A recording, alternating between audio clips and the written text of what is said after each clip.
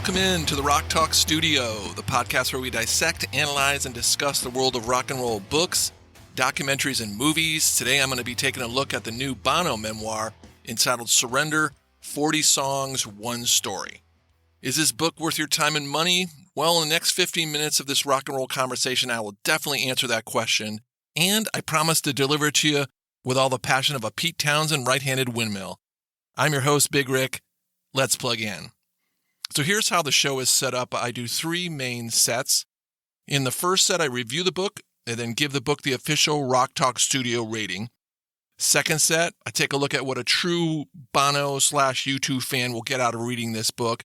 And then I'm going to flip it around and see if you're just a casual fan, is this worth checking out? I'll give you some insight on that. In the third set, it's time to test your U2 knowledge. Going to throw out a bunch of lesser known facts about the band, and we'll expand our mind a little bit there on U2. And then like every good rock and roll show, we've got an encore. This is where I leave you with a must-see doc, book, or movie about Bono and U2. All right, time for the first set. Let's get into the review. If you found this book on the ground, picked it up, and didn't have any clue who Bono or U2 was, I think you would find it's a great piece of fiction. It's definitely not like any other rock and roll memoir I've ever read. It's more like a confessional. It's faith, it's fault, it's ego, marriage, resentlessness, drinking, temper. I mean, Bono is a deep, conflicted guy, a real smart guy, a well-read guy, a poet, and a guy that has dedicated his life to activism. And, as most of us know, the lead singer of one of the biggest bands in the last 20 or 30 years. It's funny, while I was reading the book, I stopped a few times and I marveled, how does this guy have any time to write and perform all these iconic rock and roll songs? And there is almost more time spent on political situations and his passion for change than on the details about the recordings. And he admits he takes on too much and then he will go and take on even more. And it's all to the detriment to his double marriage that he has, one to his wife and the other one to his bandmates. U2, and more specifically Bono, likes to make bold statements. The book's title, Surrender, 40 Songs and One Story, is a little deceiving. The 40 songs are the chapter headings, and they kind of act as like a wavering marker on the theme of the chapter. The one story part, to me, is the large understatement. There are many interweaving, witty, funny, honest, bold stories being told here.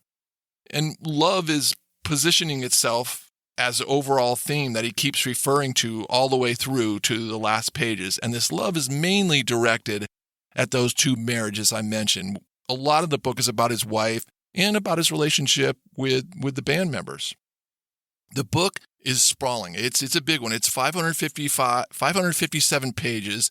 And it's a story of a man searching, but following him along on his somewhat conflicting path while hanging out with, mega rock stars and presidents and numerous countries is what makes this such a fascinating read. I like the first sentence of the book. He says, "I was born with an eccentric heart, and no doubt this is an eccentric cat who wrote a real wordy book, but with the heartfelt depth and honesty." Bono talks a lot about fame being a currency that he wants to spend on the right stuff. And the amount of activism he has devoted his life to started at a very young age and continues on to this day. And that's where he spends these fame points on trying to help other people. And I'm like, am I reviewing a rock and roll book? It really doesn't sound like it. I mean, the reason I chose to read the book in the first place was to hear about the music. I would consider myself a pretty big U2 fan. The first time I saw them, I was around 19, and my brother and I went to see the Unforgettable Fire tour, and it was life-changing. It was the most audience-engaged show I have seen to that point in my life, and as I continued to see them over the years, every time I saw them, I came away stunned. They always seemed to top themselves, and the audience was just right there with them. Bono even talks about it in the book. He claims that his desire very early on in his career was to break the barrier between performer and audience. And in all the bands I have ever seen, no one does that better than U2. The book is not all activism stuff. I don't want to sway you there. There is still a lot of great stories about the amazing music he's made and the three pals he grew up with. The band has been together for 50 years, and his friendships, especially with the Edge, and I was thinking they rank right up there as creative friendships like Lennon and McCartney, Richards and Jagger, Townsend and Roger Daltrey. As some of rock's more successful creative duos, you've got to mention Bono and the Edge. His use of lyrics to get his point across or to set up a mood for the time in his life he was talking about is another example of the writing Bono displays in the book. So yes, there are a bunch of classic rock and roll tales, no doubt. He definitely has some top-level talent friends. But taken as a whole, there is a lot to digest in this life. And what I really came away with was a whole new appreciation for this man, his heart, and his accomplishments. Bono is a force of nature. He's been about using his intelligence and his unstoppable will to do and create not only groundbreaking music, but groundbreaking humanitarian work. You get an amazing life story with this book, Bono, Surrender, 40 Songs, and I'm going to rename the second part, Hundreds of Stories. And that's the review of the book. When we come back, we're going to slap the official Rock Talk Studio rating on Bono's book.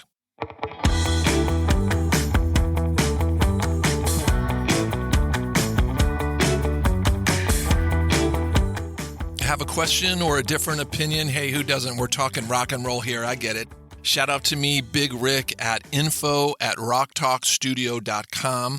Or you can visit the website to see past and upcoming episodes at rocktalkstudio.buzzsprout.com. You can also request recommendations. Every first of the month, I send out about 3 or 4 recommendations. So if you want to get on the list for that, just drop me an email. Again, info@rocktalkstudio.com. Put recommendation in the subject line and I'll hook you up. Or you can always DM me on any of my social platforms. It's just Rock Talk Studio. So now it's time to stamp the official rating on the Bono book. And let me tell you how I set up a rating system. It's 1 through 3. So 1 is front row center, doesn't get any better, highly recommended book. 2 is a low seat, so it's a good seat. It's not bad. It can be an okay, but it can still be a recommended. And 3, you're in the nosebleeds, baby. Bono's book, Surrender, is a 1 rating, a front row center ticket. The book has to set itself apart from other rock and roll memoirs to get a number 1, and this definitely does. It has to be unique in its delivery. It has to come at it from an unused, engaging angle, and it has to leave the reader with a different type of taste in their mouth. This book definitely does it. When I finished it, I actually said out loud, what did I just read? I mean, it's a mesmerizing journey, one I highly recommend. Bono's book, Surrender, 40 songs, 1 story. It gets our highest rating, a 1. This is front row center material all the way. Let's jump into our second set. And in the second set, I'm going to go even further with breaking down the book. And I want to see if it plays for a true fan of U2 and Bono. And then I'm going to flip it around and see if a casual fan is going to enjoy it also. So are you a fan of U2? Let's start there. Is a U2 fan, a Bono fan going to enjoy this book? I mean, I can't see that a U2 fan would not like this book. It's Bono being Bono, totally unapologetic. He talks a lot about the loss of his mother at an early age, the relationship he had with his dad, the relationship with the bandmates. He talks about a lot of his relationship with his wife. And this is just some of the many different topics and relationships he shares about. So if you're a fan and you know a lot about Bono, this book is going to fill in a lot of some of the missing parts for sure. It's going to elevate your appreciation and appreciation for his artistry and the work that he has done, not only in the world of music, but the work that he's done for others. What about a casual fan? It's a wonderfully well-written book, without a doubt. It might be a little too much for a casual fan, and the reason why I say that is unless you're into activism and the politics behind that, and to me, this is where the book, it does bog down a little bit. If I had to say anything on the negative side, I would say that. It just might be a little heavy-handed on those themes. There is definitely a fair amount of time spent on Bono's good deeds. I mean, this story about them is nothing less than impressive, no doubt. I mean, I can't state enough about what Bono has done for the impoverished. Seriously, I'm not sure this guy gets enough credit for what he does. I mean, I know he gets a lot of press about his ego because he does have a big ego, and he talks about it too, a lot about it. But man, what he has done for people who need help across the world, for the lives that he's saved, I mean, I can't say enough about that. This guy is way underappreciated for that. So a casual fan has to be ready for a good chunk of the book being focused on the activism. And hopefully that gives you some insight if you're on the fence maybe about reading this book. For a true fan of U2 and Bono, or if you've heard good things but are just a casual fan, hopefully this will give you some insight. Before I move on to the next set, I want to share a little bit about what I've been reading and watching and what I'm going to be looking at and reviewing and recommending in the next couple of podcasts. Currently, I'm totally overloaded. I was looking at today with rock and roll books, man. Definitely a good problem to have, but sometimes it seems like everything comes out at once. I'm reading a bunch of books. I'm almost through this book called Play All Night. It's a story of Duane Allman and the Allman Brothers' journey to the recording of the Fillmore East album. It's by Bob Beatty. Definitely getting my Allman Brothers fix on with this one. It's a good one. And I also just started the new Leon Russell book, and I'm just getting ready to start a new book about rock and roll underdogs called Secret Stars. As far as documentaries go, tomorrow, the new Jimmy and Stevie Ray Vaughan documentary, Brothers in Blues, comes out, and I am super pumped for this. I'm a big Stevie Ray Vaughan fan, so that is definitely going to be a show coming up. And if you want to check out what I've done, the past shows, you can go to the website. That's rocktalkstudio.buzzsprout.com. Last couple of shows, Abbey Road Studio documentary with a ton of rock icons. I also did a really great show on Bruce Springsteen and the Howard Stern interview that HBO is running. There's also shows on Randy Rhoads, CCR, Cheap Trick, to name a few. All right, coming up in the third and final set, this is where U2 fans are going to get a chance to test their knowledge. And the casual fan is going to learn a few things. I definitely did. It's when we take a look at a few unknown facts about the band.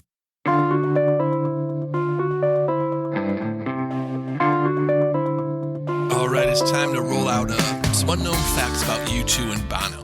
Let's see how many you know and how many are new to you. I found a few I've never heard about, that's for sure. So let's start with, there's only one person who can say they've not only been nominated for 2 Nobel Peace Prizes, but who have also won the Nobel Man of Peace Prize in 2008, in addition to nomination and wins at the Golden Globes, the Grammys, and the Oscars.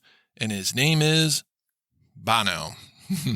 Speaking of Grammys, U2 and Bono have won 22 Grammys, and that is more than any other band, which is pretty crazy. I think second place was either Springsteen or Foo Fighters, but 22 Grammys. Let's do a little Joshua Tree trivia. The original working title of the Joshua Tree album was The Two Americans. Who got that one? Let's stick with Joshua Tree stuff. 3 times on the Joshua Tree tour, and I saw them a bunch on that Joshua Tree tour, but 3 times the Dalton brothers opened up for U2. The Dalton brothers were actually U2 dressed as hillbillies doing country standards, and unfortunately I never got to see the Dalton brothers, but I did see a couple great U2 shows on the Joshua Tree tour. I remember the LA Sports Arena show. Dylan came out for the encore, and I'm a huge Dylan fan, and I was in like the 5th row, and I just lost my mind because I saw him coming out of the back before he even was announced. I saw him coming, and I was like, just destroyed my friend's shoulder because I was so excited Bob was coming out. And then one of the greatest U2 shows I ever saw was LA Coliseum, and it was Los Lobos, The Pretenders, and then U2 at the Coliseum, Joshua Tree, lighting up the torch. It was an amazing, super, super powerful show. So those are my Joshua Tree memories and a little Joshua Tree trivia. Let's do some Edge stuff. The Edge has recorded with a bunch of people. Here's some interesting ones. Jay-Z, he recorded with B.B. King, Johnny Cash, Tina Turner, Ja Wobble, and Rihanna. Achtung Baby, let's do some Achtung Baby stuff. Achtung Baby got its name because during the start of the band, U2, they vowed never to use the word baby within any of their songs. So they didn't have baby in any of their songs. And with the Achtung Baby album, they wiped out that rule. I mean, they started using Baby, and they used it over 100 times on the recordings. Bono and Dylan stuff. We got to do some Bono and Dylan stuff. Bono introduced Dylan to Daniel Lanois, the famous producer who worked on Unforgettable Fire and Joshua Tree, to name a couple. He introduced Bob to Daniel Lanois in '88 after reading some of Dylan's lyrics, and the lyrics turned into the recording of one of Dylan's best albums, the Oh Mercy album, and then that led to a couple years later them revisiting their work and putting out Dylan's masterpiece, Time Out of Mind. When asked what Dylan's song Bono couldn't live without, he chose Every Grain of Sand. Dylan invited Bono to sing with him the first time they met, and Bono came out for a version of Dylan's song Leopard Skin Pillbox Hat, and Bono was freaked out. He was so nervous, he forgot the words of the song, and he made up words during the whole performance. Let's finish it off with some of the recognitions given to Bono for his humanitarian work, as won an honorary knighthood from the Queen of England in March in 2007. He was Time Magazine's Person of the Year, which he shared with his friend Bill and Melinda Gates in 2005, and France's Légion d'honneur honor presented by President Jacques Chirac in 2003. And I apologize for my French. I do not know French, and hopefully I didn't butcher those names too much. What happens when you follow or subscribe to the Rock Talk Studio or leave a 5-star review? Well, the reason why I do this is because I love rock and roll. I love talking about rock and roll, and I want the art form, the conversation about it, and the community around it, and the music to thrive. So first of all, to anyone who has left a review or a compliment or a 5-star review or anything that helps support the show, I really, really do appreciate it. Thank you so much. It's great to get the support. Another great way to support the show is to tell somebody. So if you got a rock and roll fan out there who thinks they would like something like this, I would really appreciate you telling somebody. That's the way to do it, is to pass it along. And I want to do the same thing too. I want to pay it forward. I want to spread the word about someone I recommend you checking out. And this week it's Anthony Parker. I first saw Anthony on TikTok, and he's a guitar teacher. And before you fade out now, he's not your usual typical guitar teacher. So he's just not showing lessons and showing you where to put your fingers. But unlike most guitar teachers, he explains how to play, yes, but Anthony, what he does is he mixes really interesting facts, different looks at songs, iconic parts of songs. And what I like best is he has great little stories that push his content past most of what else is out there. And he is a really good player. So check him out. Anthony Parker. His TikTok handle is Anthony Parker EXP. His IG is the.near.life.experience. And on Facebook, he's at Anthony Parker and the Near Life Experience.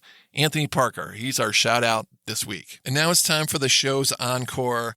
And the encore is something extra that I dug around and I found that I want to recommend. I feel like if you like what you've heard so far about U2 and Bono, this is the next great thing to check out. And that's the new documentary that's running on Disney Plus called Sort of Homecoming with Dave Letterman. And Letterman goes over to Ireland, hangs out with Bono and The Edge, and it goes around and sees where they grew up, where U2 first started. It features also some really great performance from Bono and The Edge, doing some of the newer versions of their older songs that they just released. It's a really great documentary, A Sort of Homecoming with Dave Letterman, featuring Bono and The Edge. Check it out.